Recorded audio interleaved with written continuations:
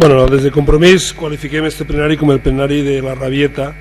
És un plenari fora de lloc, no? Debatre una qüestió de 2013, però bueno, és il·lustratiu almenys expedient en el qual es veu com és la forma de procedir o com fon la que presidia el govern del PP i ara la del PSOE. Veig així que hi ha un informe d'un plec de condicions de prescripcions tècniques que està signat per el coordinador d'esports, i el coordinador d'esports és en aquest moment que era un auxiliar de gestió o un administratiu. Sí, pare.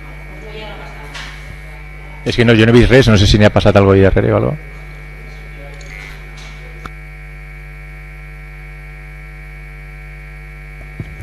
Continua, sí.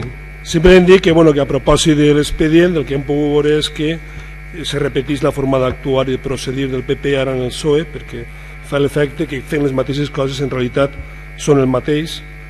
Dic que hi ha un plec de prescripcions tècniques de cara al que seria la contractació que signa el coordinador d'esports, que en aquell moment era un auxiliar de gestió o administratiu, no sé si ja havia aprovat l'oposició. Vinc a dir perquè per molt que es busca en funció pública, en RPTs i tal, dins de les missions que corresponen a un auxiliar administratiu no són les d'emetre informes.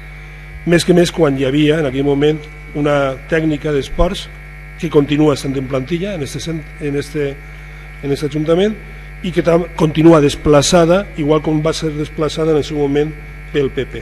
Aleshores, el fet de prorrogar contractes fa l'efecte que és una pràctica habitual donat el dia a dia de la gestió municipal, i en qualsevol cas simplement el que esteu fent és que ja feia el PP anteriorment, és a dir, en alguns casos actuar de forma arbitrària i beneficiar a segons quines persones.